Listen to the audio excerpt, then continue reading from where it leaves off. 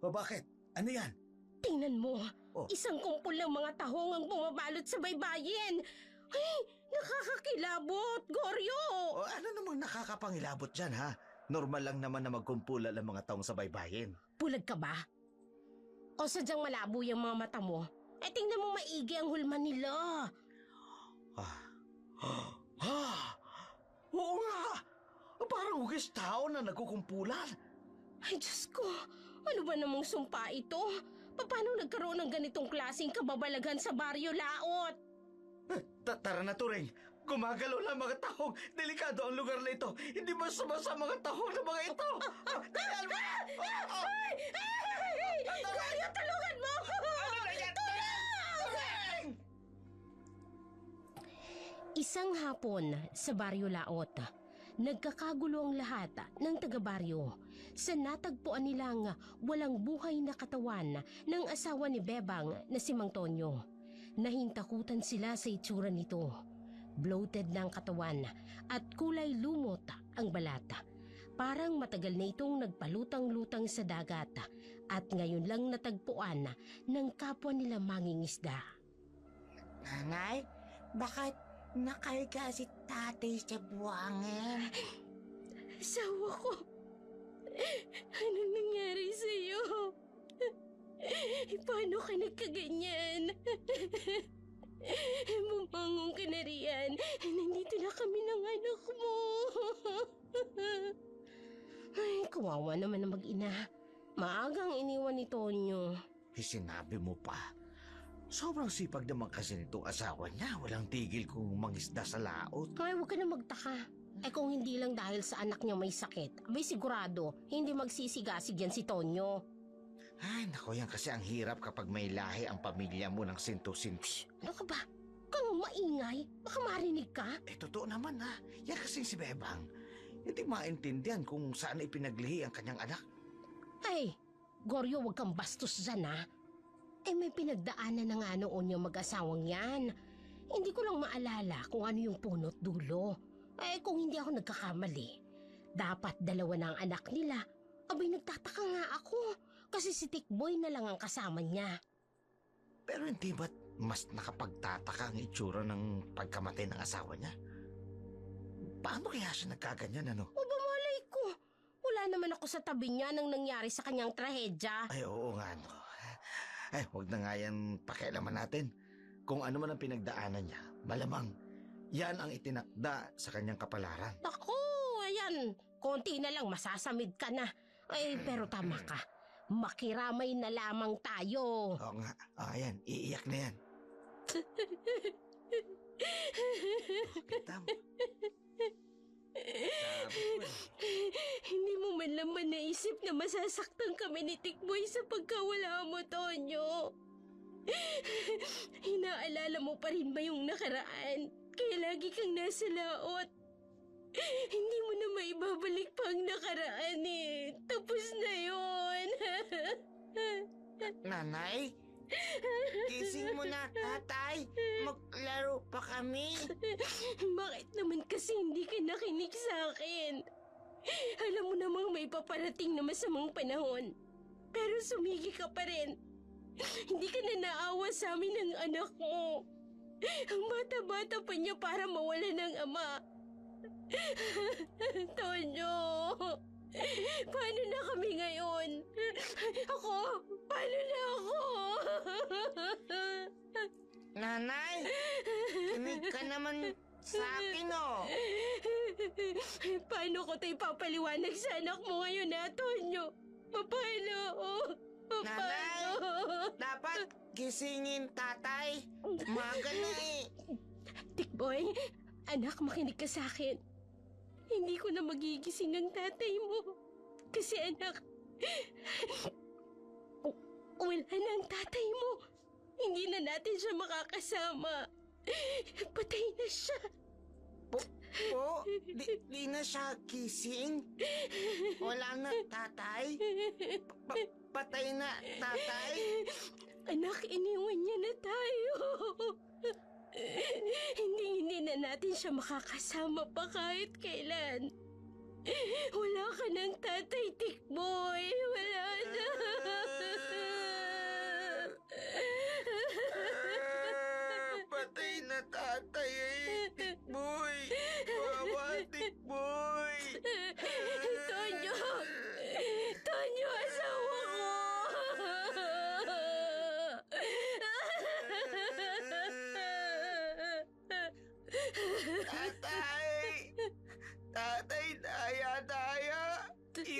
Tikboy!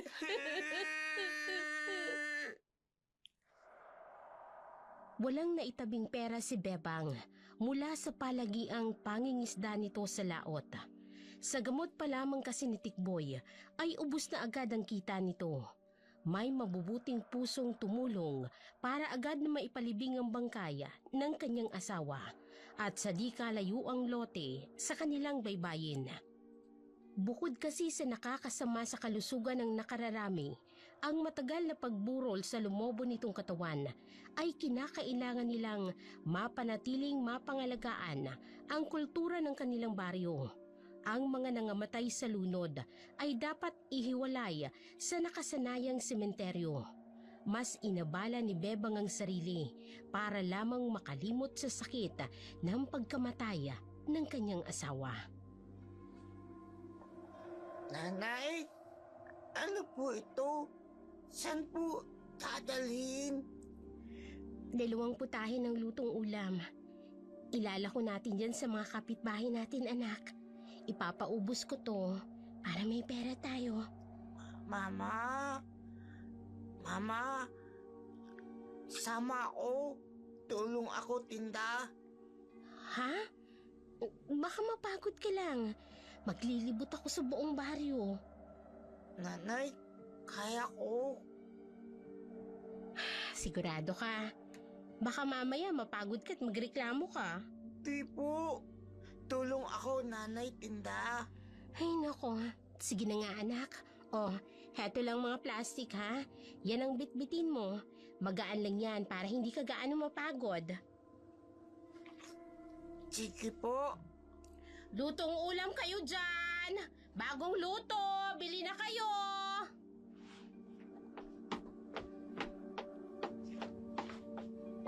Uy, Tomas! Bumili ka na ng ulam! Aba, ang aga mong magtawag ng paninda mo ah.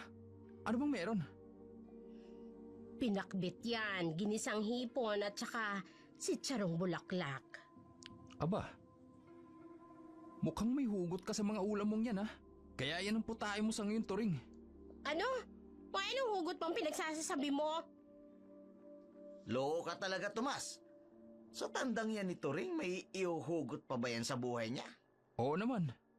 Subukan mo akong tanungin. Aber, ano ba yon? Si Aling Turing ay parang hipon. Sa lahat ng mga lalaking dumaan sa buhay niya, katawan lang ang pinakikinabangan. Tapon ulo. Para rin kasi siyang pinakbit. Pinak, kalang at hindi binet. Paano kasi sa tuwing nakikipaglabing-labing, para siyang chicharon. Ang ingay-ingay niya kapag kinakain. Loko ka, Tomas. Lait-lait, ha? Real talk. Ito mo to. Hoy, kung hindi ka bibili, abay umalis ka na lang sa harapan ko. Nananahimik ako sa pagtitinda, nilalagyan mo ng hugot ang mga putahe ko. Eh kung ikaw kaya ang hugutin ko, ha? Naku, malabo na yan. Lantang gulay na yan. Hindi na makakabuhay ng katasyan. Isa ka pa, Goryo. Oh, Ay, nako, bumili na nga lang kayo. Puro kay kalokohan. pwede naman, pero depende sa lasa ng paninda mo. Ang tanong, masarap ba yan? Abay, oo naman. Bakit hindi mo tikman bago ka magreklamo? Ilang beses ka nang bumibili kay Turing. Hindi mo pa rin kabisadong lasa? Oo, Oo, ilang beses ano? na. Oh, kaya nga ilang beses na. Hindi mo pa rin alam kung masarap o hindi. Hoy, Mm, tinatanong kita, bakit pa ubo-ubo ka lang dyan? Oo, masarap naman. Ikaw umayos ka. Ilang beses ka nang nakakautang sa akin, hindi mo pa binabayaran. Marami na yon. Nako naman, ulam lang eh. Napunta Magandang araw po sa inyo. May tinda po akong lutong ulam. Baka lang po gusto ninyo. Ano bang ulam ang tinda mo? Gatang tulingan po at saka hipon. Ay, yan tulingan. Bibiling ko. Tamutog si Tomas. Kanina pa ako naririto sa harapan eh. Sa iba pa bibili. Eh ano bang pakialam mo? Eh tulingan ang gustong ulam ni Tomas. Eh susubukan lang naman muna yung luto ni Bebang. Hindi pa ba halatang hindi ko tay pang ulam mo sa ngayon? Nilait ko na nga eh. Sa tingin mo, Bibili pa ako sa'yo? Tingnan mo, Kakainis nagtaray talaga. Ang dami-dami mo pag sinabi, hindi naman bibili. Ikaw kasi. Ay, hala. Bebang, ipagbalot mo na ako agad. Sige, anak, akin na yung pambalot. Opo, nanay. Bakit naman isinama mo pa yung anak mo? Mapapagod lang yan. Hindi, kaya naman, Tikboy. Nako, Bebang, may sakit na nga yung anak mo. Dinadamay mo pa dyan sa paglalako mo. Wala rin no kasing kasama sa bahay. Kaya isinama ko na po. Ang sabihin mo, paawa sa mga tao para naman mabili ang paninda mo. Hoy, anong binubulong-bulong mo dyan? Ang lakas kaya? Wala. Ang sabi ko, kumain na kayo. Ng ano? Tumas, eto ng ulam. Salamat. Tara na sa bahay, pare. Tikman natin. Aba, hindi ko tatanggihan yan. Pasensya na po, Aling Turing. Kung sa akin po bumili si Tomas. Walang kaso yon. Madami pa naman akong suki dyan. Oh, mga kapitbahay! Lutong ulam kayo riyan! Bili na kayo! Nanay, bakit ikot mata babae? Pangit niya. Huwag kang magsalita ng ganyan, anak. Masama yan. Tawad po. Hala, magsilayas na nga kayo. Huwag niyong harangan ng paninda ko, hoy! Ano ba? Mas nga kayo dyan! Nanay. Tara na. Pasensya na sa abala, Aling Turing. Pasensya ka na, anak, ha? Pati tuloy ikaw nahihirapan sa sitwasyon natin. Ayos lang, Tikboy. Basta tulong, nanay. Kung buhay pa sana si Barbara, siguro kasama rin namin siyang naglalako. Kung bakit kasi parehas kayong maagang nawala sa amin, hindi ko tuloy maiwasang malungkot. Maaga niyang napatulog si Tikboy sa kanilang kwarto at naisipan ni Bebang na maglakad-lakad sa tabi ng dagat. Sa kalagitnaan ng kanyang pagmumuni-muni ay napagawi siya sa parte ng baybaying kadalasan nilang tambayan noon ng kanyang asawa. Umupo siya sa tipak na malaking bato. Dagli siyang yumuko at bumalik sa mga alaala ng kanyang asawa. Tonyo, asawa ko, kumusta ka na? Ayos ka lang ba dyan sa kinalalagyan mo? Nagtatampo ako sa'yo. Bakit ba napakaaga mo kaming iniwan? Si Barbara ba? Kasama mo na? Alam mo ba, labis nang nangungulila sa'yo si Tikboy. Lagi niyang niyayakap ang mga iniwan mong damit. Inilalagay niya ito sa kanyang uluhan bago siya matulog. Maging yung mga kagamitan mo sa pangingisda, lagi niyang inaayos at inililigpit. Hindi man nagsasalita sa akin ang anak mo pero alam kong nalulungkot siya sa pagkawala mo, Tonyo. Bebang, alagaan mong maigi si Tikboy. Patawarin mo ako sa lahat ng kasalanan ko. Tonyo, asawa ko. Ikaw ba talaga yan? Pangalagaan mo ang kaisa-isang alaalang meron ako para sa'yo. Ang kwintas ko ay katumbas ng buhay ko.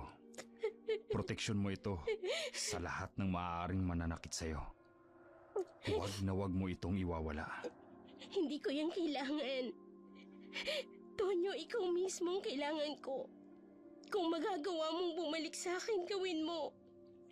Labis na akong nangungulila sa'yo, Tonyo. Patawad. Mahal na mahal kita. Bebang. Teka, sandali lang.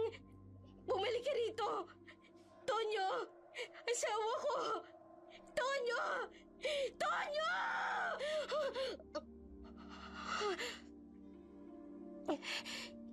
Isa lamang palang panaginip. Ang akala ko talaga, binalikan niya na ako.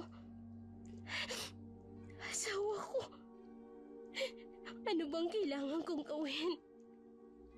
Hirap na ako. Saan kamay ng Diyos kami kukuha ng aming mga pangangailangan? Kung sino mang nakakarinig sa akin, tulungan mo naman ako. Hindi ko na alam ang gagawin ko. Kahit ano ibibigay ko, maiahon ko lang ang buhay naming mag-ina. Tonyo, naririnig mo ba ako? Tulungan mo naman kaming mag-ina mo. Pangako, pakiingatan ko ang kwintas nito. Ito ang magsisilbing proteksyon ko mula sa iyo.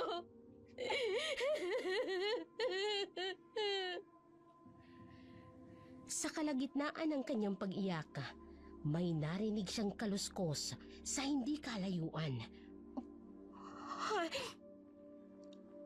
Ano yun? May tao ba akong kasama? Bakit parang may anino akong nakikita sa hindi kalayuan? Sa pangpang na yun, parang may nakikita akong kakaiba. Sandali nga, sisipatin ko. Dahan-dahan siyang naglakad, papalapit sa pangpang na yun, at ang aninong kanyang nakita ay bigla ring nawala. Biglang nawala yung anino. Saan yun napunta? Teka, tama ba itong ginagawa ko? Baka kung mapahamak ako dahil sa pag-uusyoso ko. Psst! Psst! Kanina anino. Ngayon naman, parang may sumusutsut sa akin. Bebang. Bebang. Parang galing ang boses sa isang lalaki. Bilugan at nakatatakot. Doon kaya ito nagmumula sa aninong na aninag ko kanina. Diyos ko, kung ano man itong naririnig ko, sana isa lamang itong kuni-kuni. Ayoko makakita ng kahit na anong nilalang. Baka isa itong aswang sa dagat. Minsan nang may nawala sa pamilya ko. At may anak akong naghihintay sa akin. Hindi ako pwedeng mapahamak. Halika, Bebang. Lumapit ka. Naakit ako sa boses na yun. Hindi ko matanggihan ang pagtawag niya. Sino ka ba? Ano bang kailangan mo sa akin? Bakit mo ako tinatawag?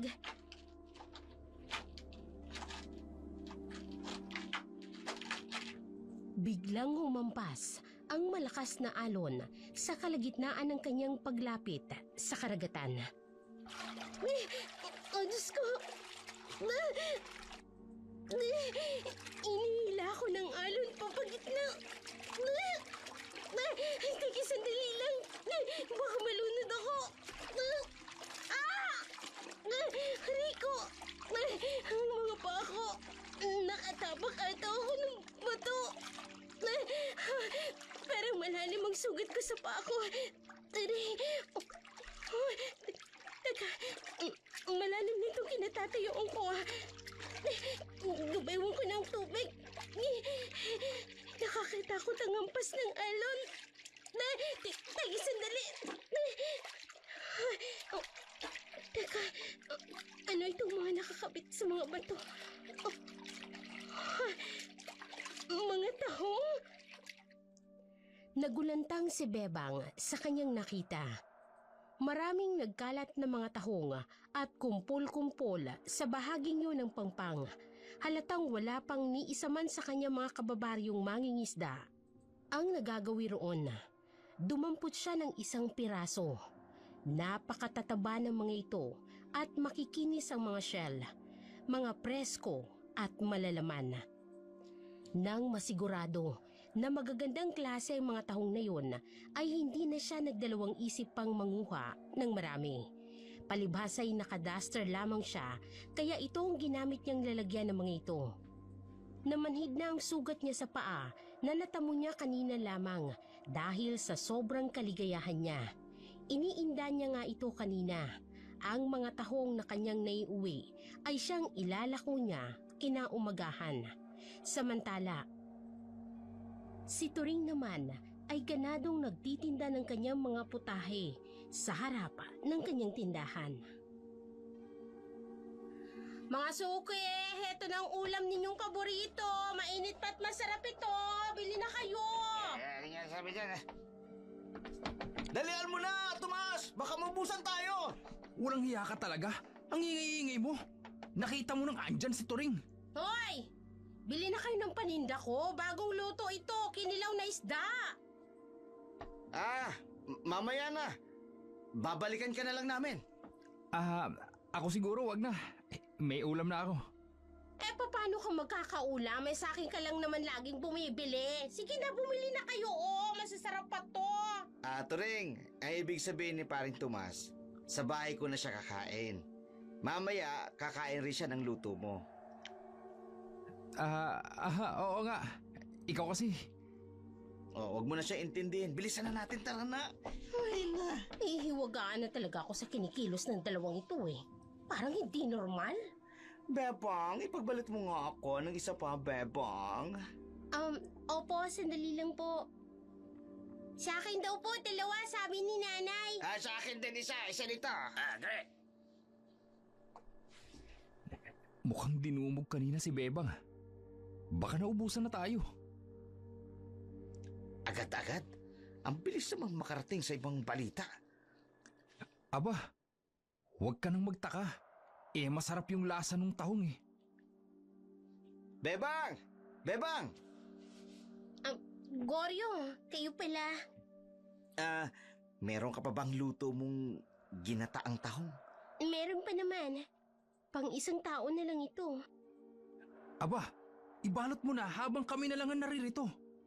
Huwag kayong mag-alala. Di ba kanina nagbiling kayo na ipagtabi kayo ng isa?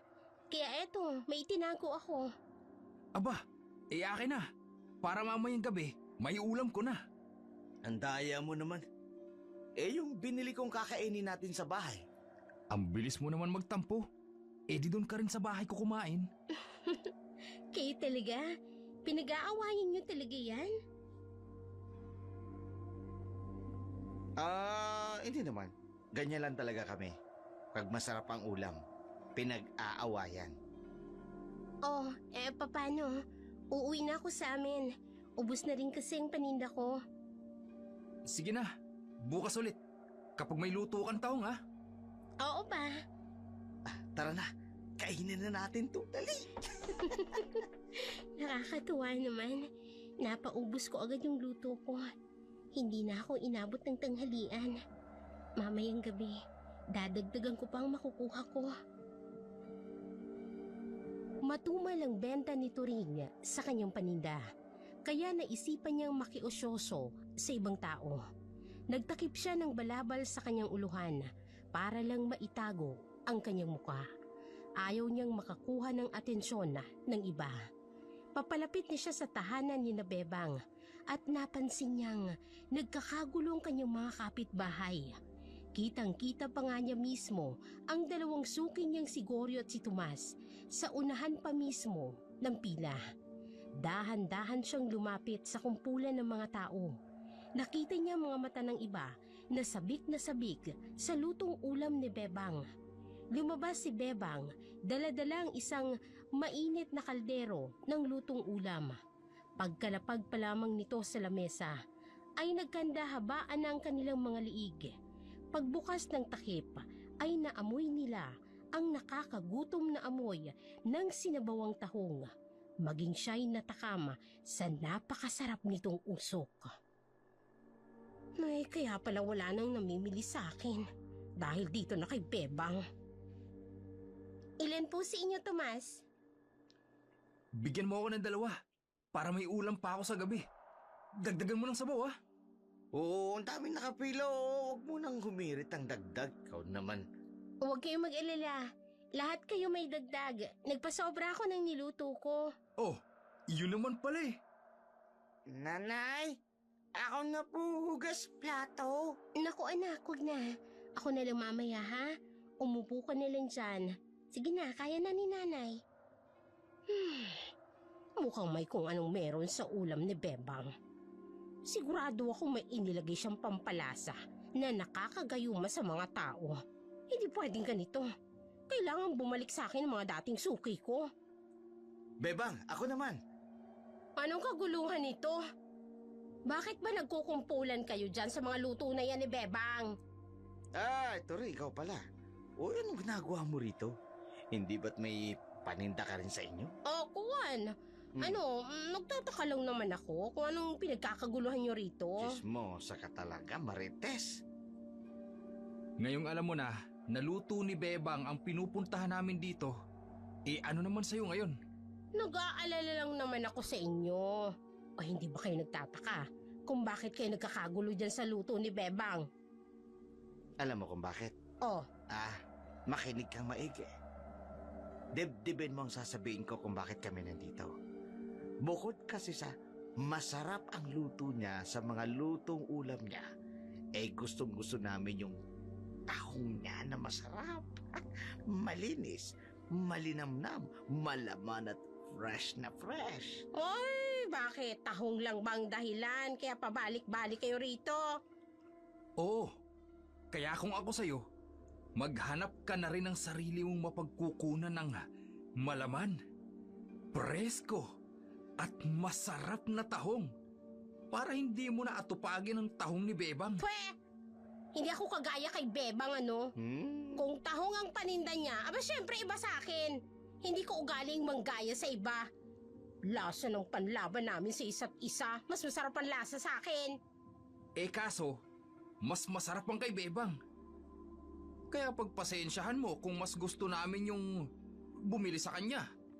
Mga kababaryo, nakikiusap ako sa inyo. Hindi nyo naman kailangang paghambingin ang mga luto namin ni Aling Turing. Pare-parehas lang naman ho kami. Yamang dagat po ang mga niluluto. Narinig mo mismo yan kay Bebang ha. Kaya Turing, kalma. Ay, kalmado naman ako. Kung ganon. Anong pinagpuputok ng butsi mo, ha, Turing? Alisin mo na yung inggit dyan sa katawan mo at tigilan mo ng pakikialam sa gusto ng mga tao. Mga kapitbahay, huwag niyong intindihin niyang si Turing. Yung mga bibili pa kay Bebang, ituloy niyo lang yan. Diyan na nga kayo. Nasisira lang ang araw ko sa inyo. Tara na, sasama na kami sa'yo para mawala yung pagtatampo mo. Bibili na rin kami ng ulam mong na pwede nang kainin.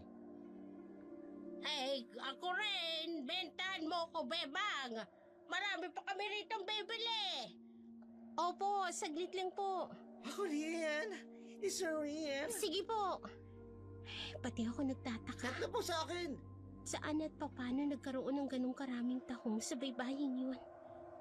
Mamayang gabi, babalik ako para malaman ang totoo. Bumalik muli si Bebang sa lugar kung saan niya nakuha ang kanyang mga tahong. Gabi na ng mga oras na yun. Alam niya kasing maraming mapag-usyosong mga tao sa kanilang lugar. Ibinili na lamang ni Bebang si Tikboy sa kapitbahay habang ito ay natutulog.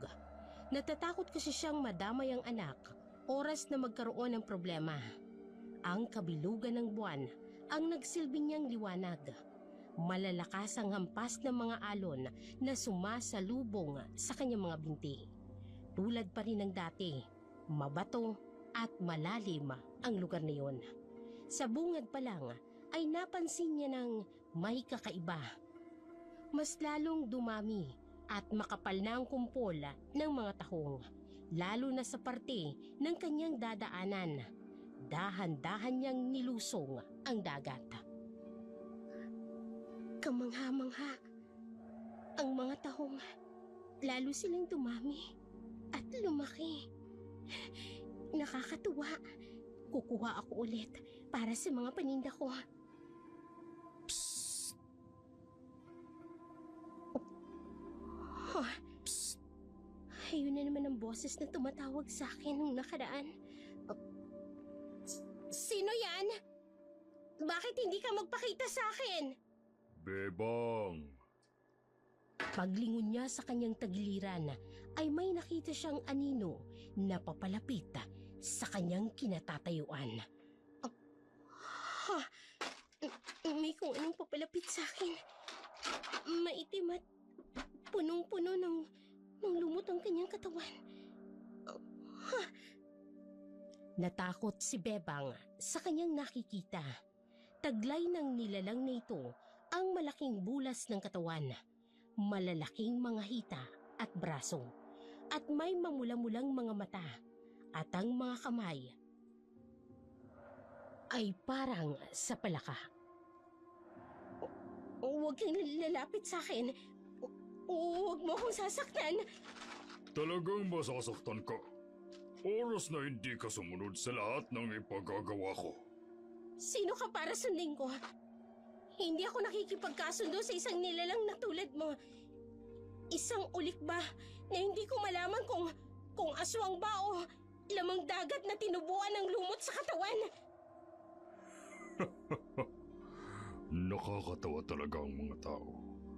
Kahit sa ganitong pagkakataon, natatakot na kayo. Nagagawa niyo pa talagang manlait ng mga katulad namin. Eh di inamin mo na rin. Isa kang halimaw. Umalis ka rito. Hindi kita kailangan. Walang utang na loob! Ang liig ko. Bibitawan mo. Nasasakal ako. Nananabi ka na bang sumunod sa mga mahal mo sa buhay?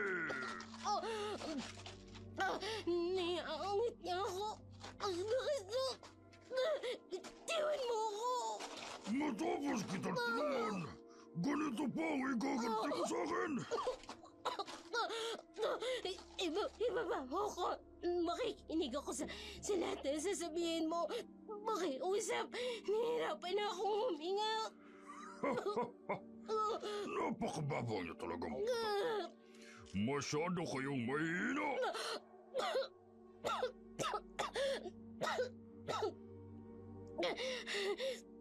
Ano bang sinasabi mong tulong? Kahit kailan, hindi ako humingi ng tulong sa'yo. Nakikita mo ba lahat ng nasa paligid mo? Sa tingin mo, kanino galing ang mga ito? Sa kalikasan.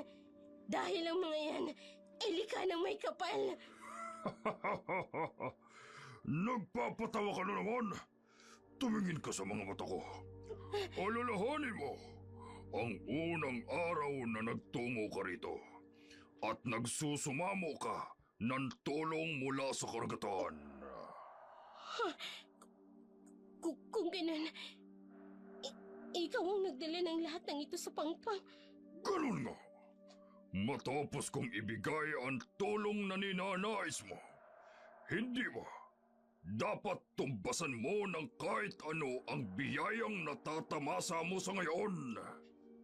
Teka, ano bang kapalit ng mga tahong na nakuha ko noon? Diyos ko, huwag ako. May anak akong umaasa sa akin. Sa susunod na kabilugan ng buwan, isang alay ang dapat dumaloy sa dagat. Isang bagay na magpapanatili ng balanse ng kalikasan. Anong klaseng alay bang tinutukoy mo? Diyos ko, kinakabahan na ako sa sinasabi niya. Isang buhay ng taong nakatikim mismo ng aking mga taong Hindi ko kayang gawin yun. sa dami na ng mga napakain mo. Sa tingin mo, hinding-hindi mangyayari yun? Hindi ko akalain na may kapalit pala ang mga tahong na nakuha ko. Sa ayaw mo man o sa gusto, yun ang realidad. At ipaaalala ko lang din sa'yo, nung gabing nakiusap ka, sinabi mong ibibigay mo ang lahat kapalit ng tinatamasa ninyo ngayon. Oo, pero hindi sa ganung paraan. At isa pa, wala akong kakayahang ihatid sila mismo rito sa pangpang. Paano ko magagawa ang sinasabi mo? ang mga tao na nakakain ng iyong mga lutong tahong ang kusang darating dito para siya'y maging alay. Diyos ko! Wala kang ibang gagawin, kundi ang ipagpatuloy mo lang ang pagpapakain sa mga tao, habang ang karagatan naman ay makikinabang sa mga buhay na handog mo. Hindi! Ipapahamak ko ang buong baryo! Pag-isipan mong mabuti, Bebang. Kung nais mong magpatuloy ang biyayang tinatamasa mo. Ano itong nagawa ko? Anong sunod na mangyayari sa amin kung hindi ko gagawin ang gusto niya? Siya pala ang asawa ng huli kong nabiktima. Mabuti na lang, natandaan ko pa ang itsura noon. Sa isang iglap, nawala ang nilalang sa tabi ng dagat. Naiwan si Bebang natulala. May takot sa mga mata na tila isang bangungot ang gumagapang sa kanyang isipan.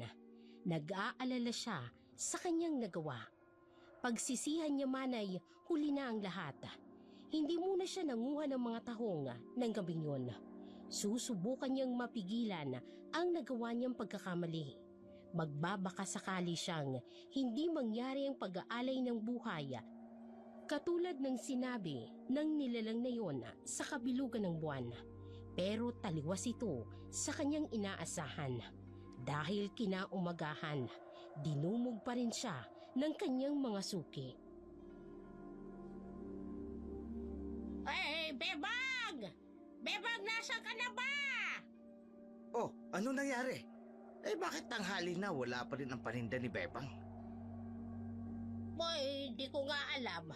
Hindi pa naman ako nagluto ngayon kasi mas gusto nga nung kaasawa ko yung tahong na niluto niya. Ay, naku. Ang dami na nila sa pintuan namin. Paano ko ba sila ipagtatabuyan? Nanay, ingay labas. Huwag kang maingay. Dito ka lang ha. Huwag kang tatayo. Nanay, away-away sila. Wala tayo tinda. Hindi na muna anak. Pagod si nanay Pahinga na lang muna tayo. Bebang! Bebang, ang mga suki mo, nag-aantay na sa labas! Bebang!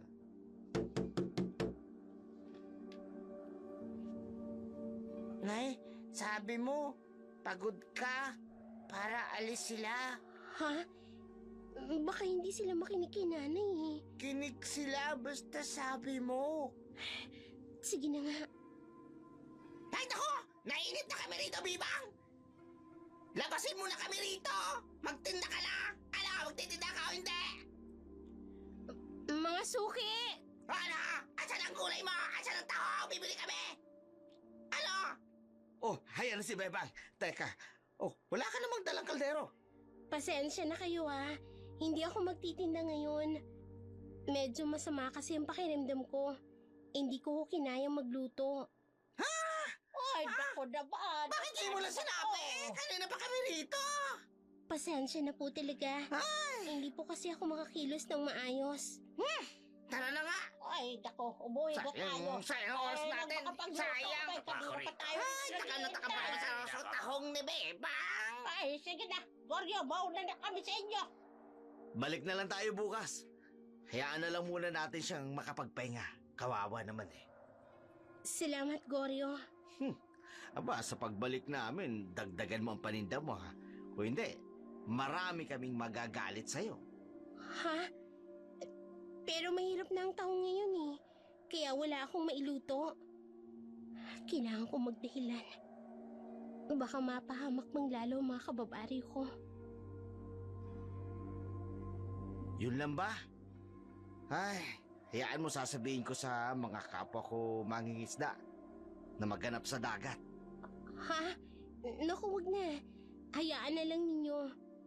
Di kung wala. Para naman hindi tayo manawa agad sa paninda ko. Isa pa, baka hindi pa panahon ng taho ngayon. Hindi ba, ang alam ko, buong taon naman nagkakaroon nun. Basta maganda ang timpla ng dagat. Kung sakali lang naman, ibang lutong ulam na lang ibenta mo. Sige, susubukin ko. Pero mas gusto talaga namin yung tahong ng ulam Malinamnam Titingnan ko kung ano magagawa ko. Sa ngayon talaga, magpapahinga na muna ako. O sige, pagtsatsagaan na lang muna namin yung lutong ulam ni Toring. Kung tutuusin, hindi lang naman yung nilalang na yun ang inaalala ko. Maging si Aling Turing, napag-iinitan na ako. Ay, Diyos ko, patawad. Humilingling naman ako na magkaroon kaming kabuhayan na mag-ina. At hindi ko ginustong mapahamak ang mga tao. Nagkaroon ng mas mahabang oras si Bebang na maalagaan ang kanyang anak na si Tikboy. Noong nabubuhay pa kasi ang kanyang asawa, si Tonyo ang kadalasang tumitingin rito.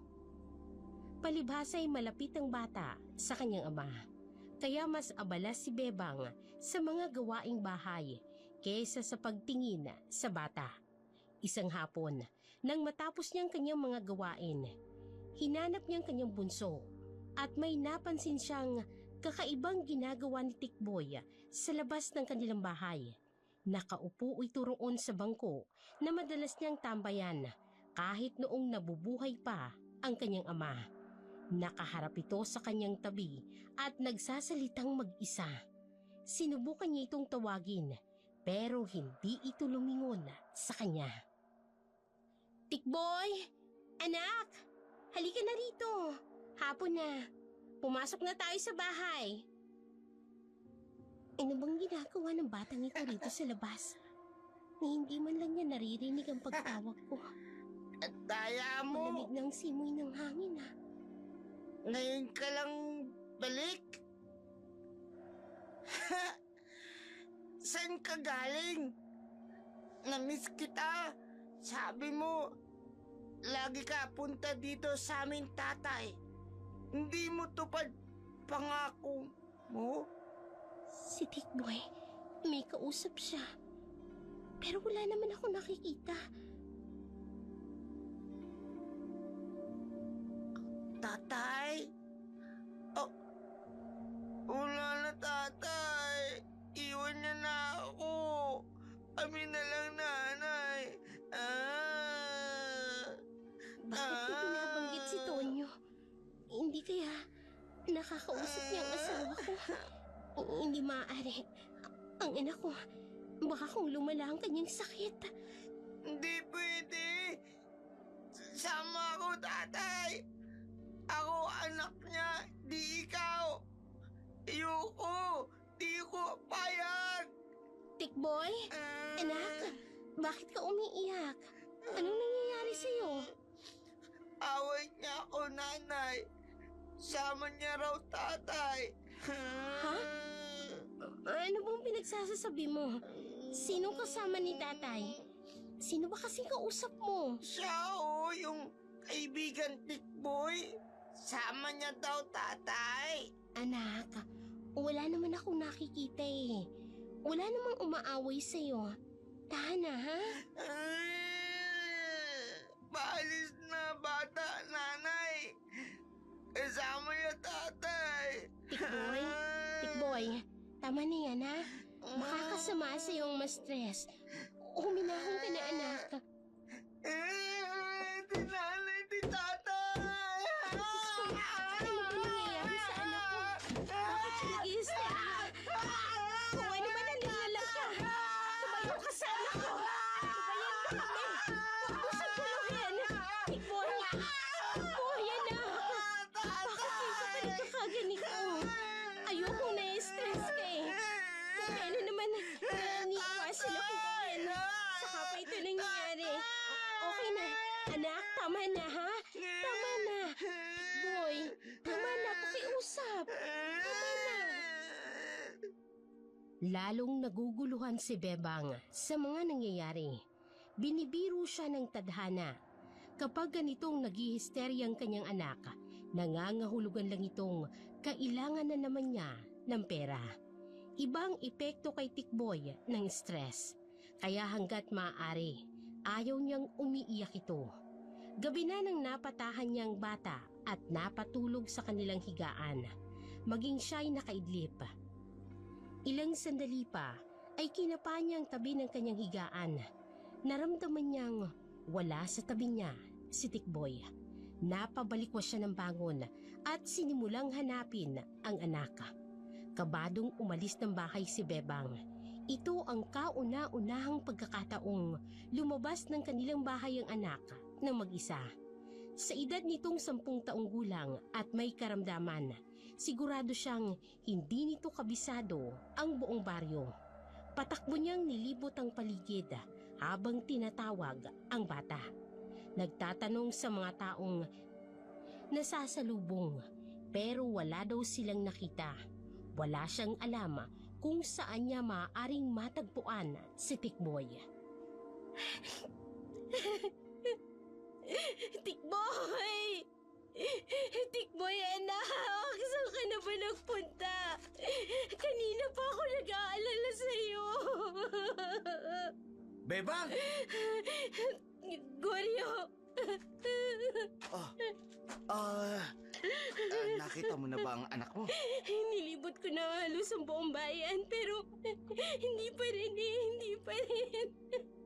Ano ba kasing nangyari at lumabas? Kanina nga po kasi na-stress siya tapos nag-hysteria siya.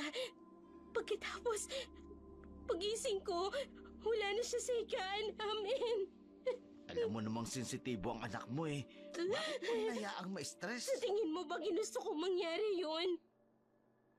Nagtataka lang kasi ako. Ano ang naging dahilan ng bata para magkaganon?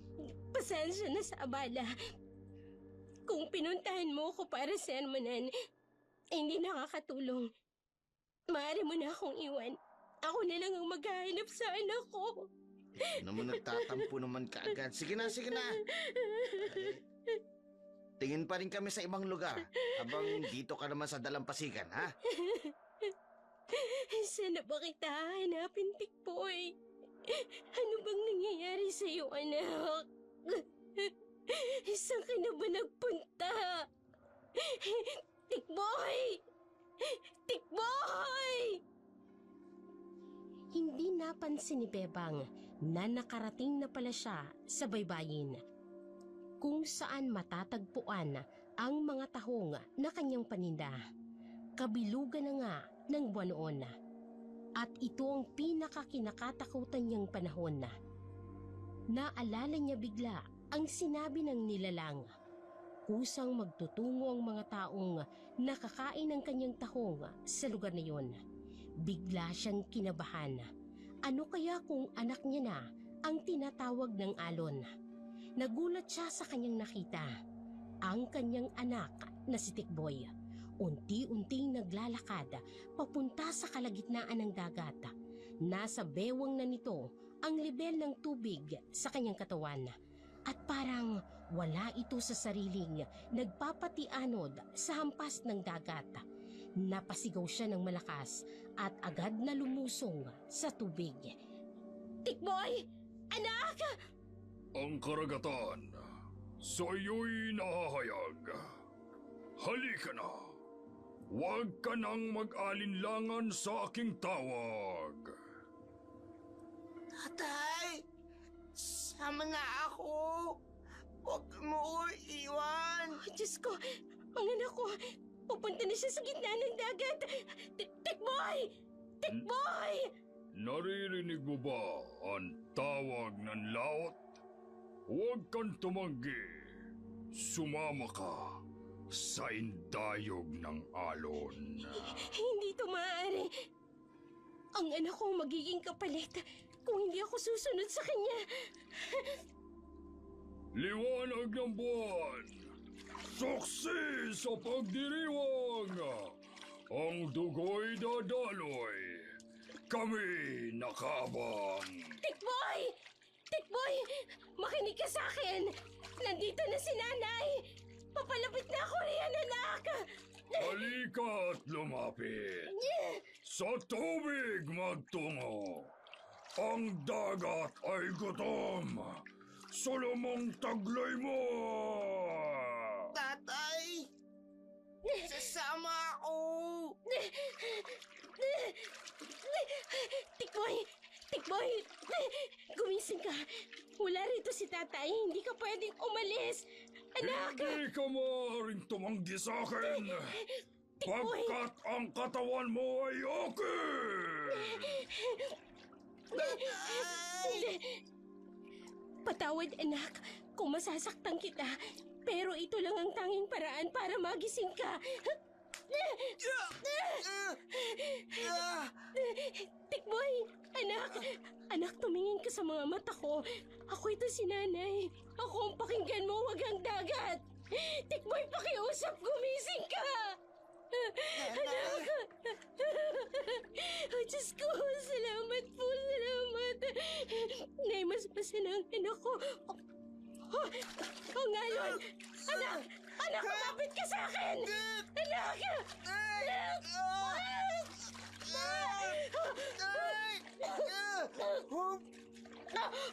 Talagang gumagawa siya ng paraan para makuha ang buhay ng tao. Anak, kumilos ka. Kailangan nating makarating sa pangpang. Bilisan mo. Higupin ng buhayin ang iyong mga paa. Hindi ka maaaring tumanggi sa sigaw ng tadhana! Huwag kang bibitaw, Tikboy. Lumalakas ang alon. Nanay, masakit na pa ako! Hindi ako papayag na tuluyan kanyang makuha. Hindi ka maaaring maging alay. Huwag kang anak ko! Nanay, nakaaw na tayo! Anak, ano ba nangyari sa'yo? Paano ka nakapunta rito? Nanay, may tumawag sa akin. Si tatay raw. Maakasama ko kapag sumunod ako.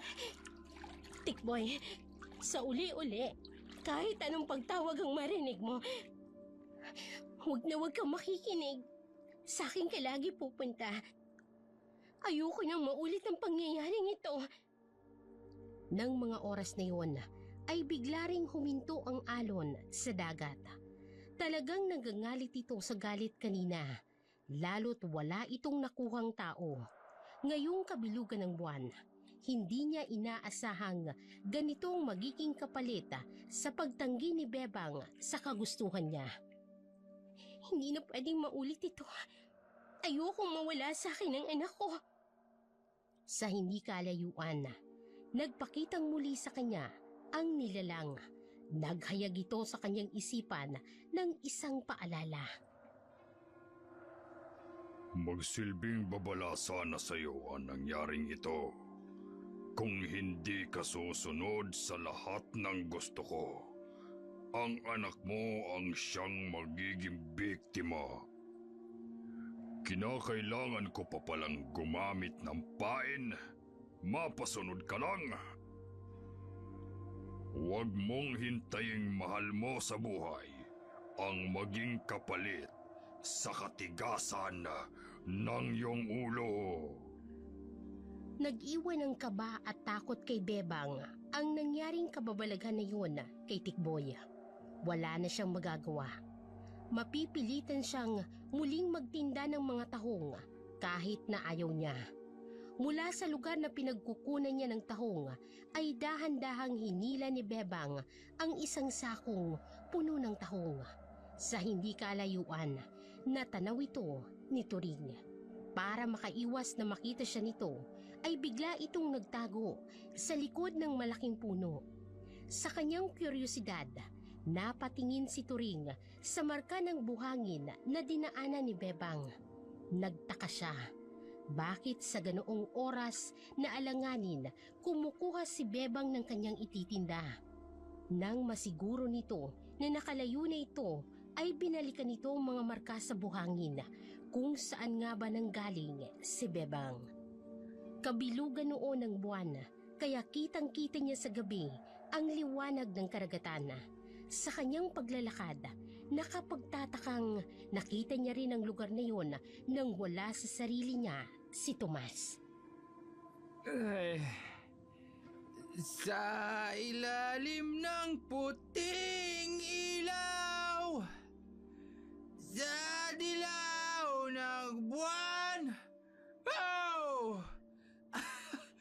Pakinggan mo ang aking sigaw! Sa dilaw na buwan! Naku, lasing na naman si Tomas. Ito pa talaga sa tabi ng dagat kumakanta. Ang iyong ganda! Hoy! Ay! Ay! Babae siya kay! Sira ulong to. Ginawa mo pa akong syokoy. Hindi ba pwedeng sirena naman? Ay! Ay! Matandang butanding! Pwede ba? Puisit ka talaga, no? Ginawa mo pa akong balyena? Bagay naman sa'yo eh. Saan ka ba pupunta, ha? Ay. Dito ka pa talaga sa dalampasigan nagsasayang mag-isa. Diyan lang sa tabi-tabi.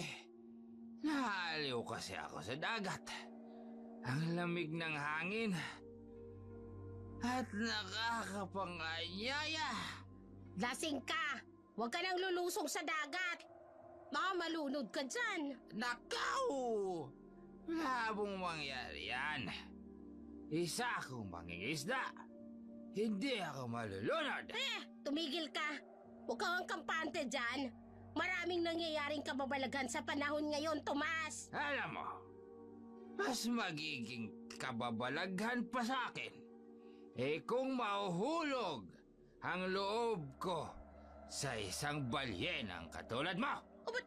Sira ulo talaga to. Diyan ka na nga. May mas mahalagang bagay akong uunahin kesa sa'yo. Ao! Hasta la vista! Balyena! Diyan ka na! Kung wala akong asawa, baka napatulan ko pa talaga ang babaeng yon. Whew! Ay, isa na nga ba ako? Sa karagatang malamig at mahangin. Naku, yung mga marka sa buhanginan. Biglang nawala. Hindi ko natuloy mabalikan yung dinaanan ni Bebang. Nakakainis. Buisit naman kasing Tomas na yun, oo. Nalingat lang ako saglit. Hindi ko agad nabantayan ang daanan. Ay, bilog na bilog ang buwan. Nakakatakot naman. Ang mabuti pa, umuwi na ako. Abay, kinikilabutan ang katawan ko sa lamig ng paligid. Bahala ka na nga dyan, Tomas. Total, matanda na rin naman yan. Alam niya na ang ginagawa niya.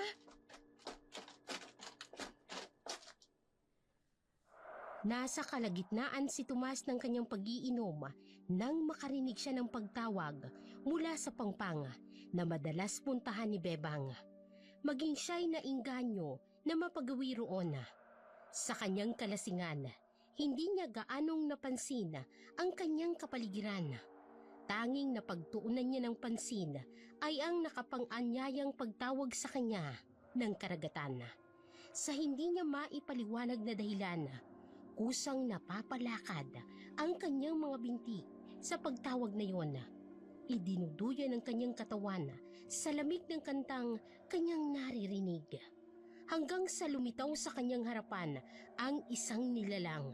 Napatakbo ito sa kilabot sa buo niyang katawan at walang nagawa sa mabilisan nitong paghablot sa kanyang katawan.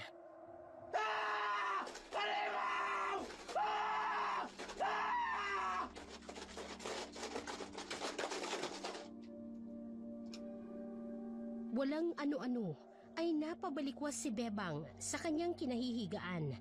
Hindi niya mawari kung panaginip nga lang ba ang malakas na sigaw na kanyang narinig o isa lamang itong guni-guni.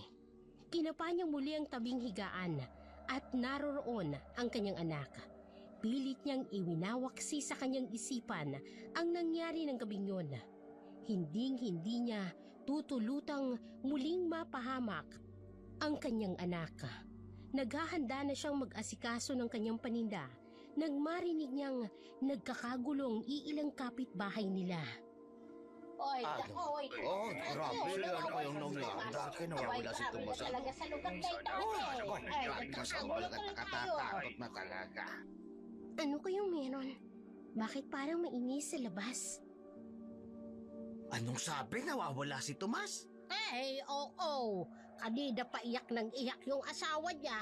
Nung isang araw pa raw siya hindi umuwi. Ha? Eh, magkasama lang kami nung nakaraang gabi ah. Akala ko nakauwi na siya. At natulog, hindi pa pala. Ay, nagpaalam raw yon na iinom sa kapitbahay nung magkaiwalay kayo. Tapos, ayun, wala nang Tomas na bumalik. Kung kaibigan kong yan ah. Napapalaban pala yun sa inuman tapos hindi man lang ako niyaya. Kaya tuloy na pahamak. Hindi niya kasi ako sinama eh. Teka nga, sandali. Padaan nga ako. Hoy, ano ba padaanin niyo ako? Dadaan lang. Ano bang meron rito at nagkakagulo kayo? Oh, gusto mo malaman? Si Oh. Tomas raw. Nawawala. Ay, paano nawawala? Nagkita pa lang kami nung isang gabi. Nakasalubong ko pa sa dalampasigan. Mga ano oras yun? Lagpas sa ating gabi na. Teka, yun yung mga oras na binilikan ko yung dinaanan ni Bepang na may dala siyang sako at nasa lubong ko si Tomas. Wala ka bang napansing kakaiba sa paligid ng gabing yun? Goryo, Oh. may sasabihin ako sa iyo. Nung gabing nakasalubong ko si Tomas, nakita ko rin dumaan sa harapan ko si Bebang. May dalang sako. Ha? O ano naman ngayon? Si Tomas ang pinag-uusapan natin dito. Paano napasok si Bebang? Nakita mo na pala si Tomas eh. Bakit hindi mo pa siya inayang umuwi sa kanilang bahay? Ay, sinubukan ko naman eh. Kaso ang kulit niya, naiirita ako.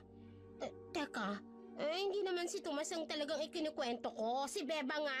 Ikaw talaga, lalo mong ginugulo ang usapan eh. Si Tomas nga ang pinag-uusapan namin dito. Bakit mo Intindihin mo nga yung mga nangyayari. Oh. Hindi ba't ganito rin ang nangyari kay Tonyo? Oh. Nawala ng ilang araw. Tapos? Tapos kinabukasan. Oh. Natagpo ang patay. Naku, wag naman sana sa kumpare ko. Ikaw ha? Naku, hanggat wala tayong nakikitang bangkay, may pag-asa pa na buhay siya. Mga kapitbahay, nakita si Tomas! Oh, nakita na doon si Tomas. Nakita na. Talaga? Saan kayo nila nakita yun? Sigurado akong hindi niyo magugustuhan ang kanyang itsura. Diyos ko, usap-usapan sa labas ang Doon tayo. pagkawala ng isang Ano si tao. Tomas? Upang nakakuha ng unang buhay ang Kasama rin kami. nilalang na yun. Ano ba ang itsura niya? Kawawa naman ang kanyang unang biktima. Unang-una, hindi sila makapaniwala sa kanilang nakita. Ang bangkay nito ay mas malala pa sa itsura ni Tonyo noon. Ang balat niya ay kulay lumot na parang sinunog. May mga pasa sa liig na parang sinakal at ang mga mata niya ay nakadilat na parang nakakita ng kung anong nakatatakot na bagay bago siya namatay. Kasunod ng trahedyang nangyari kay Tomas ay nagsimula na ring kumilos ng kakaiba ang iba pang mga taong nakakain ng kanyang mga tahong. Dito na naalarma ang lahat. Tuluyan ng kumalat ang epidemya sa kanilang baryo. May sumpa ang dagat. Siguro yung may ginawang kalokohan si Tomas. Kaya siya nabiktima. At pati ang taong bayan, nakararanas na rin ng sumpang yan. Sandali! Itigil niyo ang paninira niyo. Lalo ka na, tanda-tanda mo na eh. Kilala ko si Tomas. Hindi siya kailanman gagawa ng anumang bagay na makasasama sa kalikasan. Why, kung ganon, sinong dapat sisihin? Nakapagtatakang biglang dumating ang epidemyang ito ng walang dahilan. At ang itsura ng biktima, kailangan nating paimbestigahan. Parang lamang dagat ang pinanggalingan ng sumpang yan. Hindi kaya? Baka mabuti sigurong umiwas muna kayo sa pagkain ng yamang dagat. Maaring doon nila nakukuha ang sakit na yun. Kung yan ang ikatatahimik, sige, gawin ninyo. Aba, si Bebang. May lakas pa talaga ng loob na humarap dito. Goryo, Oh, Bebang, ikaw pala. Teka, nakita mo na ba ang anak mo? oo, niuwi ko na siya sa aming bahay. Naku, mabuti naman. Kung nagkataon, baka akong naging biktima na ang anak mo ng anumang nilalang na umaali-aligid sa baryo natin. Kung tutuusin, kami nga dapat yun. Patawarin sana nila ako kung nagawa kong ipagkanulo ang kapwa ko. Mabuti pa siguro umuwi ka na. Bantayan mo na lang ang anak mo. Baka kung saan na naman yun mapunta. Kaya nga pala ako narito para malaman kung sino yung natagpo ang patay. Ah, si Tomas. Palagi kong kasama. Ano? Diyos ko, patawarin niyo po ako. Teka, anong sinabi mo? Bakit ka humingi ng tawad? Ang ibig kong sabihin, patawarin sana ng Diyos ang sino mang gumawa nito sa kanya. Teka, kanina ko pa gustong sumabad sa usapan ninyo eh. Oy, Bebang, ano't napagawi ka rito? Wala naman po, nakikibalita lang ako. Nakikibalita o baka naman may kinalaman ka sa nangyaring ito? Teka. Bakit ba bigla ka na lang nasasangkot, ha? Paano nasangkot si Bebang, ha? Aba to rin. Hindi magandang magbintang ng tao. Hindi nila maaaring malaman na ang mga tahong ko ang dahilan ng pagkamatay ni Tomas. Oy, bakit hindi ka na nakakiburi yan? Hindi ba't may alam ka sa lahat ng ito, Bebang? Ho? Turing, ano ba? Paano mangyayari yun? Kararating niya lang rito. At isa pa, noong nakaraang gabi nagkita kami niyan. Nawawala si Tikboy. Hindi niya pag-aaksaya ng oras si Mang Tomas, gayong nawawala ang anak niya. Kaya imposible yung sinasabi mo. Wala pa akong sapat na ebidensya. Pero oras na mabunyag ko ang katotohanan, aba hindi ako manghingiming ipagtapat sa buong baryong katotohanan.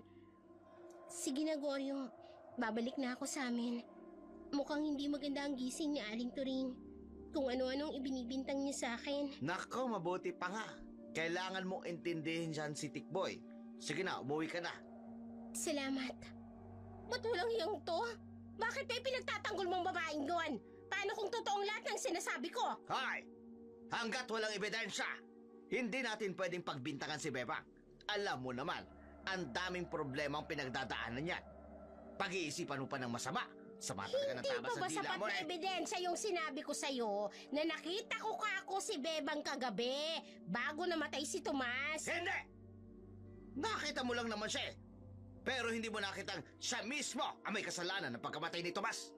Nakakainis ka talaga. Mainis ka! Kahit kailan lagi mo akong binibigyan ng malaking pabor. Eh, paano? Ano yung babaeng yan? Atribida ka kasi! Natural! Dahil alam ko maraming problema ang pinagdadaanan si Bebang. Dadagdagan mo pa ba? Ay, kung ganon, oras na mapatunayan kung may kinalaman siya. Kikilos ka? Eh, di patunayan mo. Kung mapatunayan mo. Oo. Para manahimik ka na. Ako mismo ang gagawa ng paraan para maparusahan siya. O ayan. Okay na ba yun sa'yo? Deal or no deal? Sana nga. Diyan ka na nga. Pupunta ako sa dalampasigan. Nagkakaproblema daw sila na kunin ang bangkay ni kaibigan. Kung ayaw mong maniwala sa ngayon, edi wag. Pero hindi ako titigil. Aalamin ko ang buong katotohanan. At sigurado ako, si Bebang ang dahilan ng lahat ng ito. Umiral na naman ang pagiging pakialamera ni Turing. Alam niyang may dapat talaga siyang madiskubre noong gabing nagkita sila ni Tomas. Naudlot lamang ito nang nalingat siya sa marka ng buhanginan. Buo na ang loob niya ngayong gabi. Aalamin niya ang punot dulo ng lahat ng ito. Agad niyang tinungo si Goryo. Binalikan nila ang lugar kung saan huli niyang nakitang buhay si Tomas. Napakalakas ng alon ng gabing yun at magkasamang naglalakad ang dalawa sa maliwanag na karagatan. Diyos ko'y matanda ka. Bakit kasi inaya mo pa akong sumama? O hindi ba? Gusto mong malaman ang totoong pagkamatay ni Tomas? Oo. Kaya kung ganun, sumunod ka sa akin. Saan? Dito ang eksaktong lugar kung saan ako huminto bago ko iniwan si Tomas. Nung gabing bago siya mamatay. Ay, naku, ikaw talaga. Kailan ka pa naging pulis, ha? Ganyan kakadisi dito. Ngayon lang. Lalo't karamihan sa ating mga kababaryo nagkakasakit na.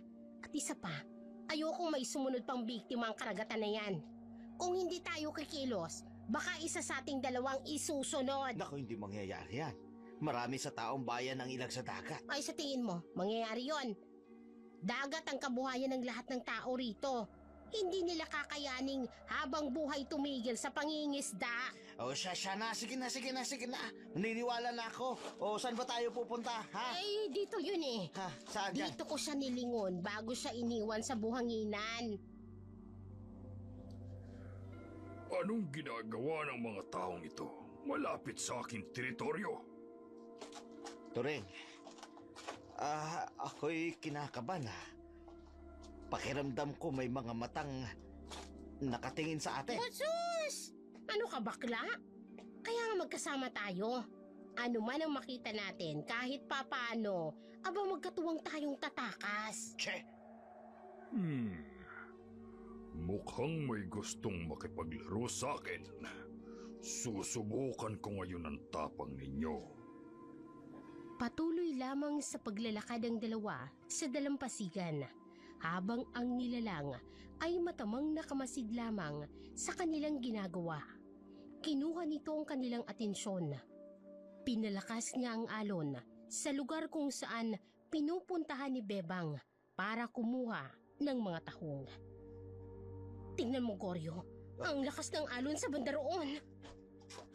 Teka, sandali nga. Tumigil ka. Oh, Parang may tumatawag sa akin. tumatawag? Wala naman ako naririnig. Liwanag ng buwan, saksi sa pagdiriwang, ang dugo'y dadaloy, kami nakakabawa. Meron. Parang bumulong sa tainga ko eh. Umi-echo nga eh. Hindi mo ba talaga narinig? Meron! Hoy, sandali lang, hoy! Hintayin mo ako! Patlo kong Goryong ito Basta na lang akong iniwan. Hoy! Goryo! Hindi napigilan ni Goryo ang sumunod sa boses ng nilalang. Isa siya sa tumangkilik ng tahong ni Bebang. Kaya siya ngayon ang isusunod ng karagatan. Hoy, Goryo! Ay, magdahan-dahan ka naman sa paglalakad. Parang wala ka namang kasama eh. Hoy! Saan kita makikita? Ano bang binubulong-bulong mo riyan? Ayos ka lang ba? Goryo, ang mga mata mo, bakit ganyan? Para kang nasasapian. Tinatawag ako ng karagatan. Hindi makapaniwala si Turing. Parang wala sa sarili nito si Goryo. Habang naglalakad papalapit sa pangpang ng mga tahong, hinihila niyang makailang beses ang magkabilang braso nito. Pero sadyang napakalakas ng kapangyarihang tumatawag kay Goryo. Hindi niya napansin na nakarating na pala sila sa lugar ng mga tahong. Goryo, ano ba nangyayari sa'yo? Naririnig mo ba ang tawag ko? Goryo! Halika't lumapit sa tubig magtungo. Ang dagat ay gutom. Salamang taglay mo. Hindi ka maaaring tumanggi sa akin. Pagkat ang katawan mo ay akin. O ba't dire Dumiretso siya sa dagat. Hindi niya talaga ako naririnig. Hoy, Goryo! Ano ba? Higupin ng buhangin ang iyong mga paa. Hindi ka maaaring tumanggi sa sigaw ng tadhana. Ay, Diyos ko! Ano ba nangyayari sa'yo, Goryo? Hindi ko na siya mapigilan na huminto sa paglusong sa dagat. Parang hinihila siya ng malakas na puwersa. Ay, naku! Hoy, Goryo! Papalapit na ako. Ayoko talagang huminto. Ay, patawarin mo ako sa gagawin ko, ha?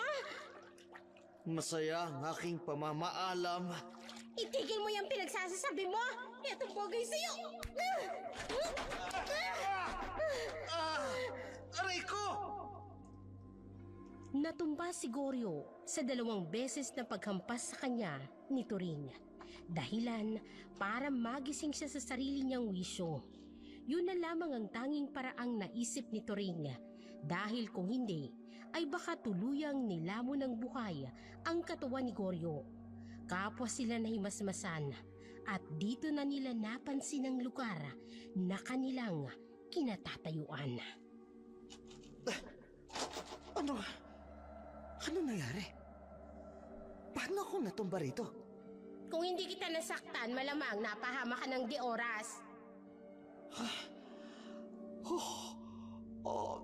Nasaan na ba tayo? Bakit? Ano yun? Tingnan mo! Napakaraming kumpol ng mga tahong na bumabalot sa baybayin! Nakakakilabot, Goryo! Anong nakakakilabot dyan? Normal lang naman na nagkukumpulan ang mga tahong sa baybayin. Bulag ka ba o sadyang malabo lang yung mga mata mo? Tingnan mong maigi ang hulma nila. Titingnan ko na. Ayon sa sinabi mo sa talina. Ayan o! Oh, pagmasdan mong mabuti. Oo nga! Parang hugis tao na nagkukumpulan sila! Ay, Diyos ko, ha? Anong sumpang ito? Paano nagkaroon ng ganitong klaseng kababalagan sa ating baryo? Anong nangyari? Bakit biglang umaatras ang dagat?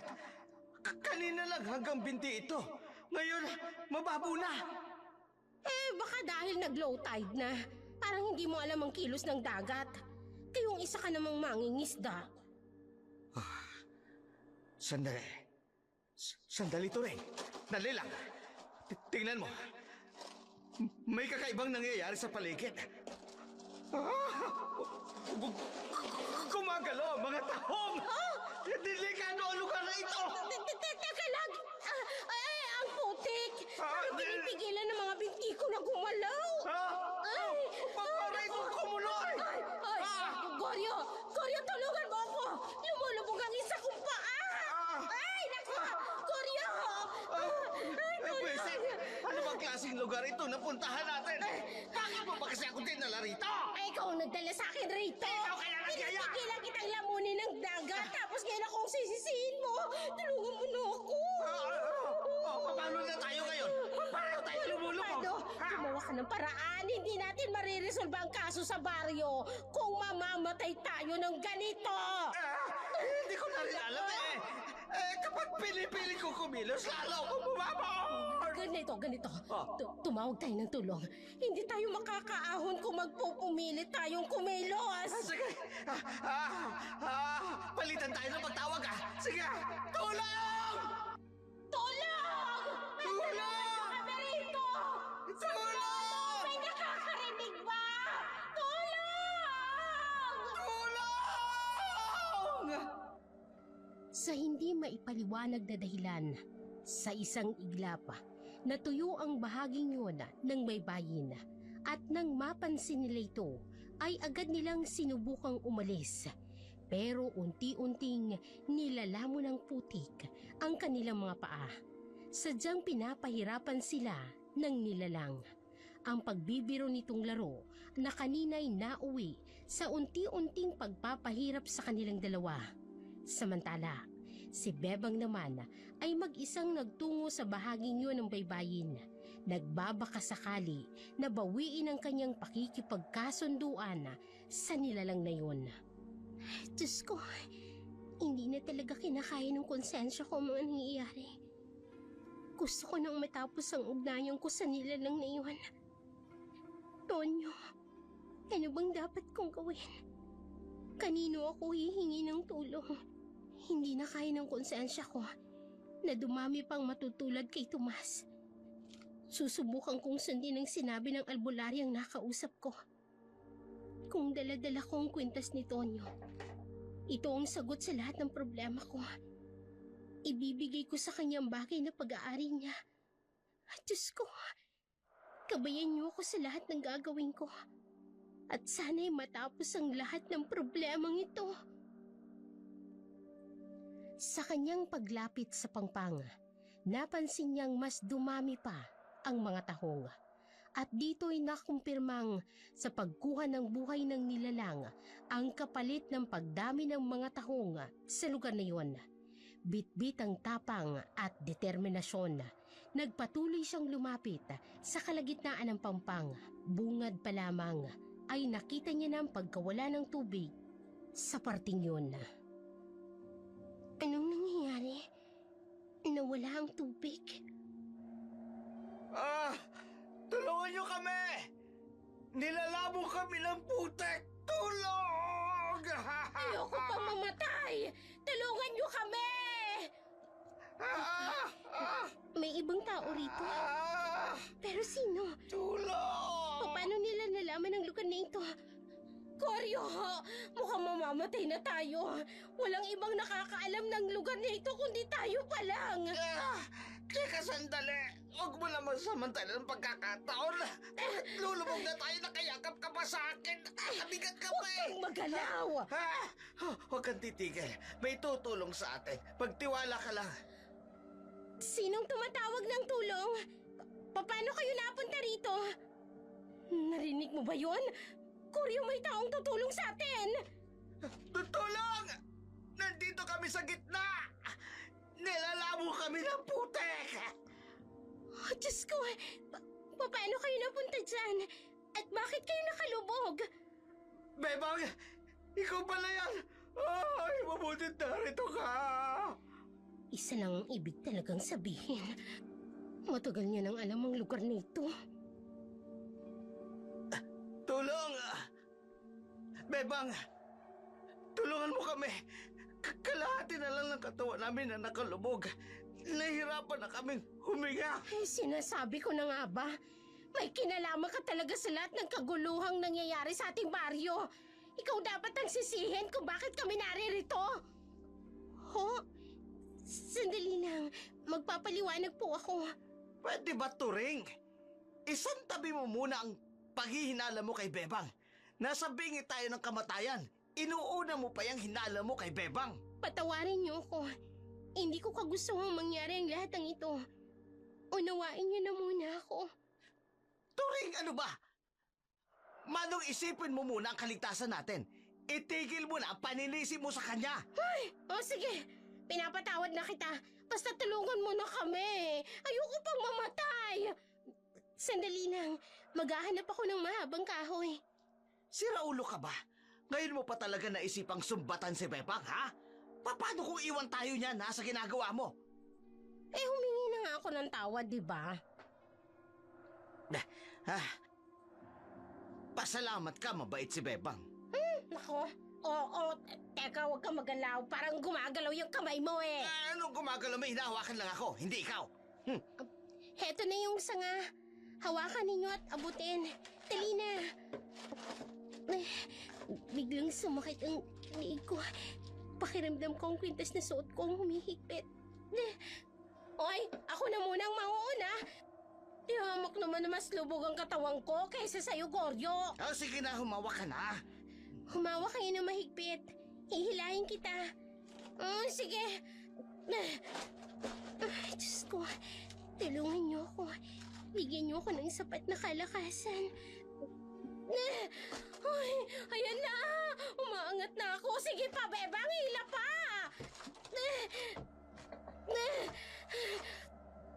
Ano ba naman yan? Hila pa.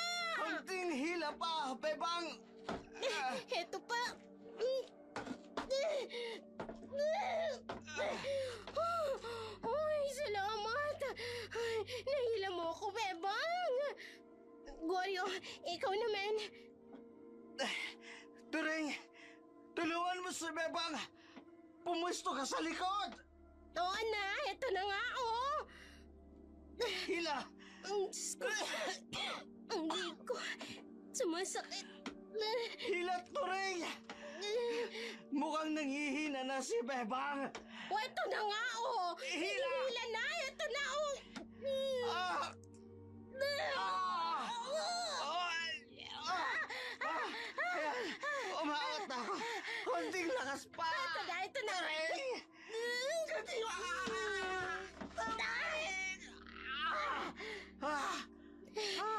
Hindi ako makahinga. Parang sinasakal ako ng kwintis ko. Ano ba talagang nangyayari? Tila nag-aagawan ng lakas ang tatlo. Si Bebang at Turing na buong puwersang humihila sa sangang hinahawakan ni Goryo, habang ang kumunoy na may pinipigilan ng tuluyang paglaya nito. Eksaktong matatanggal na nila mula sa kumunoy si Goryo nang bigla ang pagdaloy muli ng karagatan sa pangpang. Inanod sila papunta sa gilid na bahagi nito. Kapwa dumausdos ang kanilang mga katawan sa buhangin. Nang muling bumalik ang alon, ay siya naman ang biglang paglitaw ng isang nilalang sa mismong harapan ni Bebang.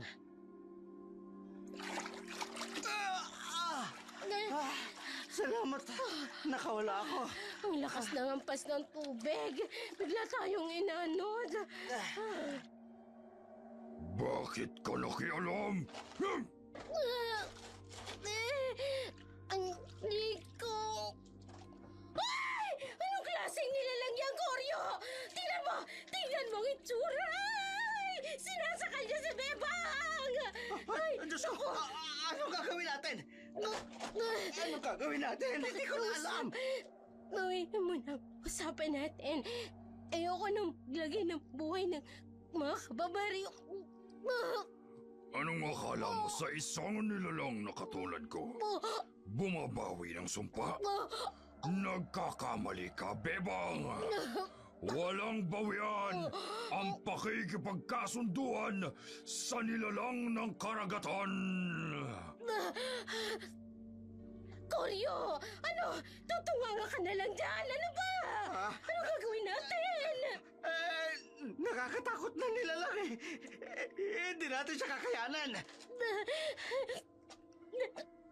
Diyos ko, tulungan mo ako. Nahihirapan na ako sa ginagawa niyang gigipit sa akin. Goryo! Nangihina na si Bebang! Ano ba? Anong gagawin natin? Gusto nila kasi nag-iisip naman ako ng paraan eh. Bilisan mo! Mag-isip yung paraan! Ano ba gagawin ko? Paano? Ang lalaki yan eh. Ang usapan ay naganap na! Tulad nga ng sabi ko sa'yo noon na isang alay ang dapat dumaloy sa dagat.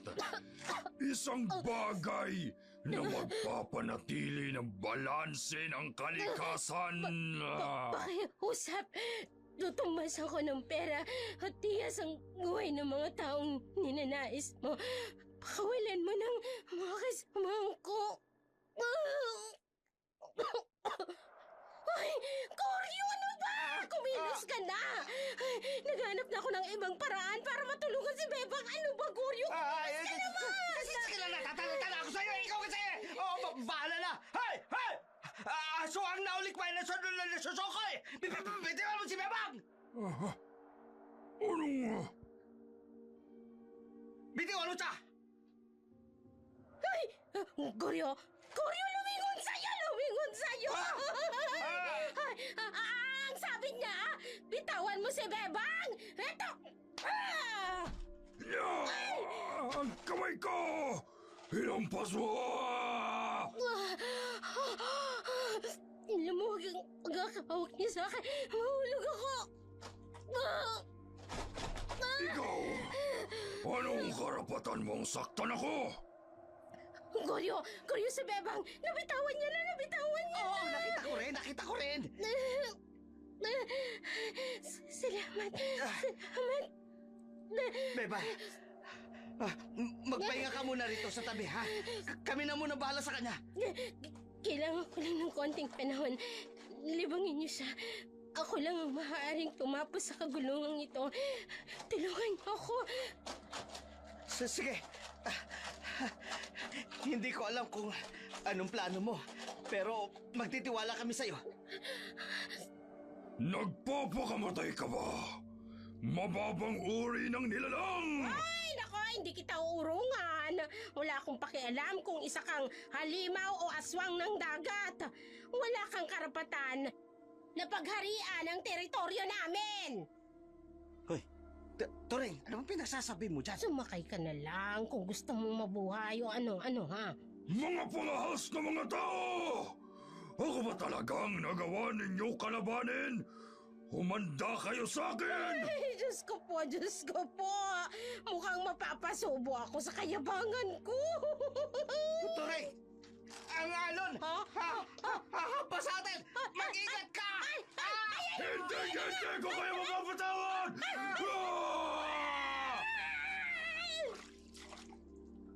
Sinubukang libangin ng dalawa ang atensyon ng nilalang. Ang mahinang si Bebang naman ay marahang kumilos. Iniindang masamang pakiramdam. Inilabas ni Bebang ang kwintas na pagmamay-ari ni Tonyo. Sabi sa kanya ng albularya, nakausap niya ang hawak niyang kwintas ay pagmamay-ari ng karagatan na aksidenteng natagpuan noon ng kanyang namayapang asawa.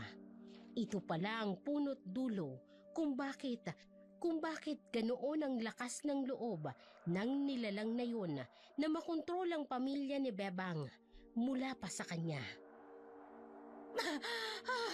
Ay, napapagod na ako, Goryo. Ay, ikaw lang ba? Ayoko na. Tanda kong ito, nakikipagpatintero pa tayo sa lakas ng along hatid niya. Hindi na ako natutuwa sa ginagawa niyong pag-iwas. Sinasayang ninyo ang panahon ko. Hoy! Ulikbang aswang! Bebang! Hindi ba kailangan ng kahit anong bagay na maaari para lang matumbasan ang biyayang nakukuha ko? Heto, kunin mo!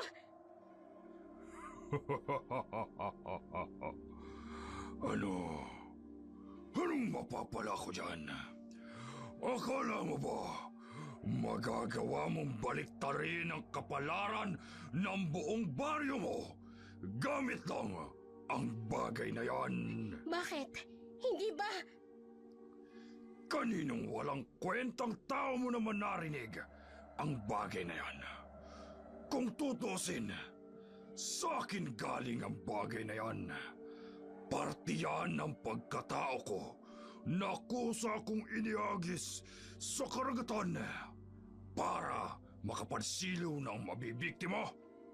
Malas lang nang nakakita at pinag-interesang kunin yan ng asawa mo sa ilalim ng dagat. Gabi, kasama niya ang iyong anak na babae na naging dahilan para tumaob ang kanilang sinasakyan at nalunod ang anak mo. Nakakatuwang isipin na nagawa ko pang maging kasangkapan ang pamilya mo para lang sa mga plano ko. Kung ginan, ikaw ang may kagagawa ng lahat ng trahedya sa pamilya ko. Kaya pala lagi siyang nasa laot. Sinisisi niya ang sarili niya sa pagkawala ni Barbara. Nakakagulat, hindi ba? Isa ka talagang halimaw. Wala kang awa. Kinuha mo na sila sa akin. Hindi ka pa nakontento. Buong baryo ka naman ang balak mong kuhanin. Huwag ka nang magreklamo. Nakinaba ka rin naman, hindi ba? Hoy! Bebang! Totoo bang sinasabi ng halimaw na yan? Diyos ko, ay, hindi ako makapaniwala. Hindi ko ginustong mangyari ang lahat ng ito. Plano ito lahat ng walang hiyang nilalang na yan. Ginamit niya ako. Dapat mong pagbayaran ng lahat ng ito.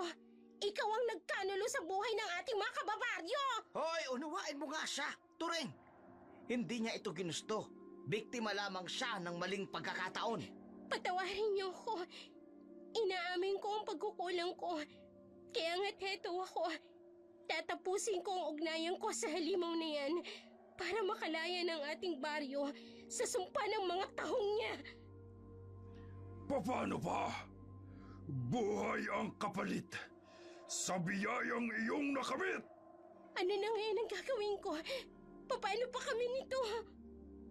Parte ito ng kanyang pagkatao. At buhay ang kapalit sa biyayang nakamit. Ha? Ngayon alam ko na. Hoy, anong alam mo na? Anong sinasabi mo dyan? Puntahan mo si Bebang. Ilahin mo pabalik sa Pampang. Ako nang bahala. Ay, teka! Saan ka pupunta? Gawin mo na lang ang sinabi ko. Ano na ngayon ang gagawin ko? Tapos na kaming lahat. Sumuko ka na, Bebang. Ang tahong sa Pampang na ito ay inyo. Kapalit ang mga buhay ninyo. Pagmamayari ko na kayo ngayon! Bebang! Akin na yan! Teka sandali, Goryo. Bakit mo kinuha ang hawak kong kwintas? Bumalik ka na sa anak mo. Hinihintay ka na niya. Ako nang bala rito. Ano? Ay, Bebang, tara na. Umalis na tayo, pabalik sa Pampang. Sundin na lang natin si Goryo. Pero si Goryo, kinuha niya ang kwintas sa Aling Turing. Magtiwala na lamang tayo sa kanya. Umalis na tayo rito. Dalian niyo na! Kumilos na kayo! Ang lalaking yon, mukhang may binabalak siya. Hindi ko alam kung tatalab. Pero parte pa rin ito ng kanyang pagkatao. Ito ang bagay na siyang tatapos sa kanya. Anong gagawin niyo? Bakit siya papalapit sa akin? Bumalik ka na rito, Goryo! Takoy, Goryo, mag-iingat ka! Huwag mong sabihin. Alam na niya ang totoo. Minsan na nagsabi sa akin, ang kapwa ko mangingisda. Ibalik ang anumang pagmamayari ng dagat. Katumbas, ang buhay na maaaring ipangtapat. Sa sumpang natamo ng isang bayan, doon muling manunumbalik ang kapayapaan. Hindi! Ang kwintas! Dala niya at itatarak niya sa akin! Magbalik ka sa iyong pinagmulan, kasama ang buhay na kusa kong ilalan!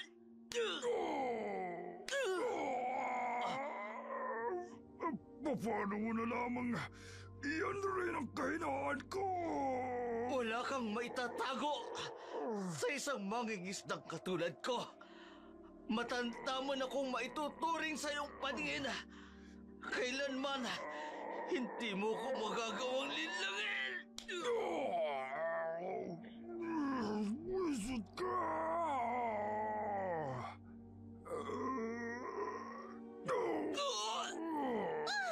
Ay! Goryo! Hindi mo sinabing ganyan ang gagawin mo! Goryo! Goryo! Paalam. Ligtas Bakit na mo kayong ginawa ito? lahat! Goryo! Goryo! Nagulat si Bebang at si Turing sa ginawang pagsasakripisyo ni Goryo. Hindi nila akalain na ang kusang loob na pag-aalay ng buhay nito ang siyang magiging katapusan ng lahat. Panay ang iyak ni Bebang, sising-sisi sa sariling nagawa. Naalala niya rin kasi ang kanyang mag-amang si Tonyo at Barbara na unang naging biktima at naging punot dulo ng lahat. Habang si Turing ay labis na rin ang pagsisisi sa kanyang mga nasabi. Totoo ang sabi ni Goryo, biktima nga lang ito ng masamang pagkakataon. Walang pag-iimbot na nagbuwis ng buhay para lang manumbalik ang kapayapaan sa buong baryo. Napagdesisyonan na rin ni Bebang na lisanin ng baryo kasama si Tikboy para tuluyang makalimot sa masamang alaalang iniwan nito sa kanyang puso. Kapwa sila nangako sa isa't isa na ililihim ang tunay na mga nangyari para mapangalagaan ang kanilang kaligtasan at upang tahimik na makausad ang bawat taong nasangkot sa masarap na tahong ni Bebang.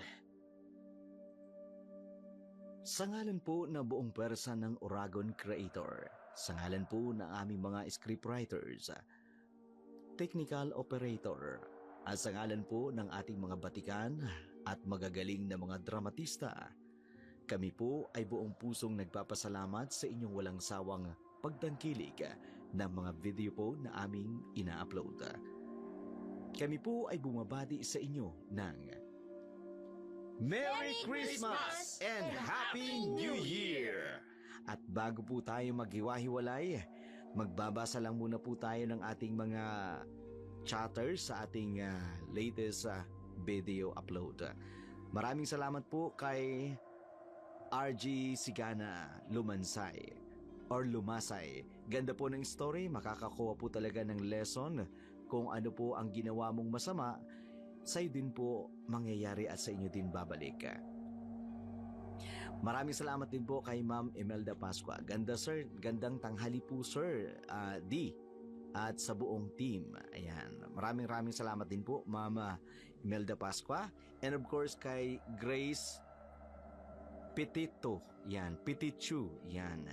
Kawawa rin ang nangyari kay Laura, kahit paano ay nagsisi siya sa mga kasamaan o kasalanan nila kay Aris at Alexa. Thanks po, Dark Shadow. Maraming salamat, ma'am. And of course, meron po tayong commenters galing po dito sa amin. Yan. New subscriber kay Manay Tuyay, Bicolana OFW. New subscriber po, listening from Riyadh, from Calabanga, Camarines Sur po ako. Shoutout po natin yung ating mga kababayan dyan sa Calabanga, Camarines Sur. Ayan. Sabi naman po ni Andrea Smith, galing po ni Laura Omarte. Grabe. And then sabi naman po ni Mama Nina Juners, gusto ko po yung boses ng babae, ang ganda. Sabi naman po ni Gia, yeah, grabe. Okay na okay din ang pagkakaganap ni nung babae. Salamat sa ending. And of course, yung kahapon naman po na ating latest upload, yan, sabi po ni Hannah Montero, ganito ang pinagdaanan ng mga parents ko from almost 25 years. Buti na lang, teachers yung mama ko, kahit paano may alam sa batas.